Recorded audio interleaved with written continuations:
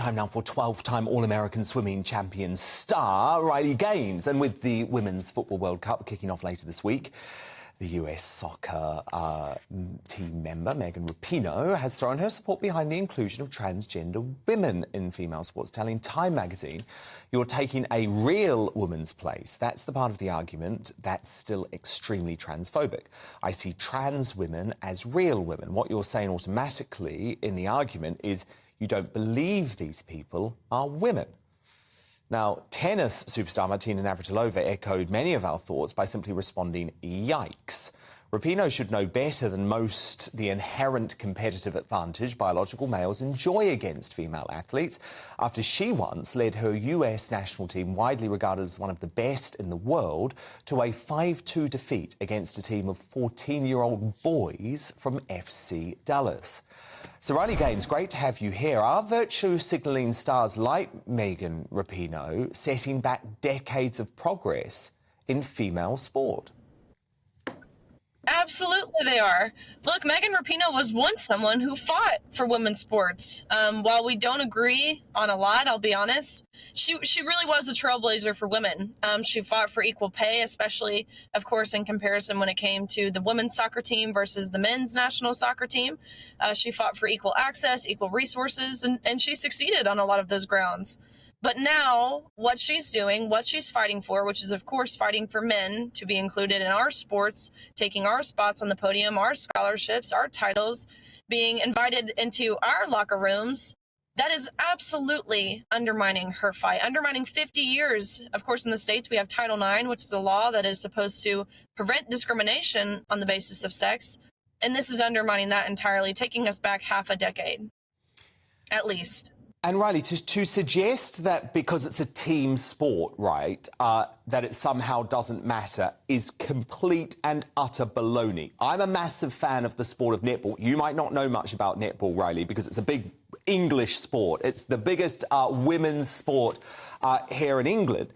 And there are 7 women on court, right, during a game of netball at one time. Now, if one of those women was a biological male, you might as well just give up. The other team would have no chance. Actually, it really does matter even in team sports, right? Absolutely it does, and not even just for athletic achievement and outcome. It matters for your safety when you're playing a sport such as soccer.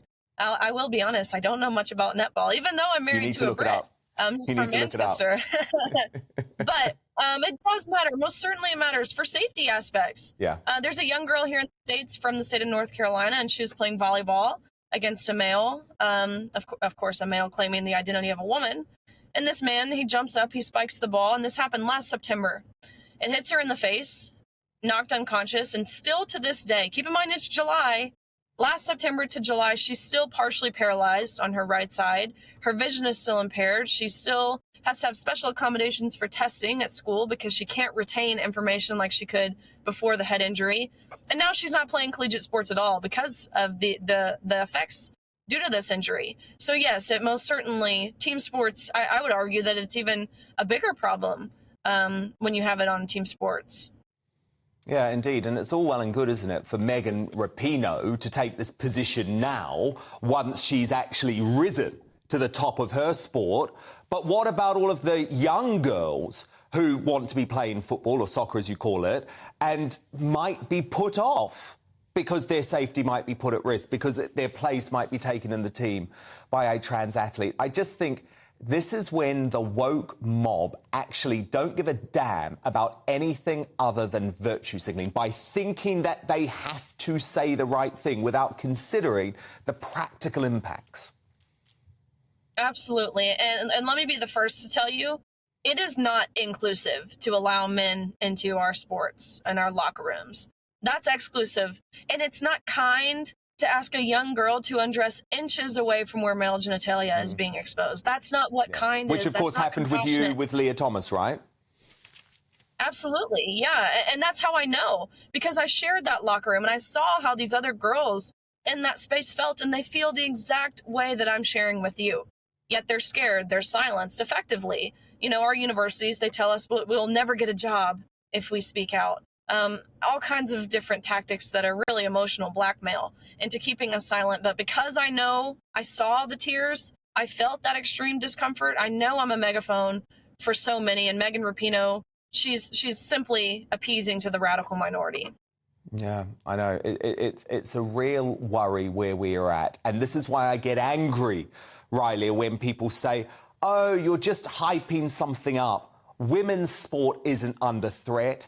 It is. It is, because you're going to have more and more athletes who are at the top of their game, who've already achieved everything, like Megan Rapinoe, making these highly irresponsible comments. So I truly believe that if we don't push back and just get some really sensible rules in place across the board, then you are facing the extinction of women's sport. Most certainly. And it's broader than that. It's broader than just the fairness in women's sports issue. It's the war on women as a whole. Yeah, that's true. It's happening in sports. It's happening in prisons. It's happening in sororities. It's happening in domestic violence shelters. It's happening all over. And the bottom line is, at least for me, and why I take such issue with this, they're asking us to deny objective truth. They're asking us to deny man versus woman, which, hate to break it to everyone listening to this, everyone on the face of this planet, we are all here from man and woman, and they're asking us to deny that. That is terrifying. That should really, really scare us. And I know over here in the States, a lot of what we're facing, again, in regards to the silencing and the denying of truth and the breakdown of faith and family and all these different things, it's straight up communism. And we're slippery. It's a slippery slope, and we are going down it. Our administration over here is actively leading us down this downward spiral, and that's why I'm fighting for this. It's a lot bigger than just not holding the trophy on the podium. And while I entirely agree, you're not hyping it up, that is most certainly under threat. It's the bigger picture of this, and how they don't want us to question it. They want to control how we think and what we say and how we feel, but we cannot let that happen, which is, again, that's why I've taken the position and the stance that I really have. Brilliant stuff, women's rights advocate, fighting for female sport. Riley Gaines, great to have you. Thank you so much.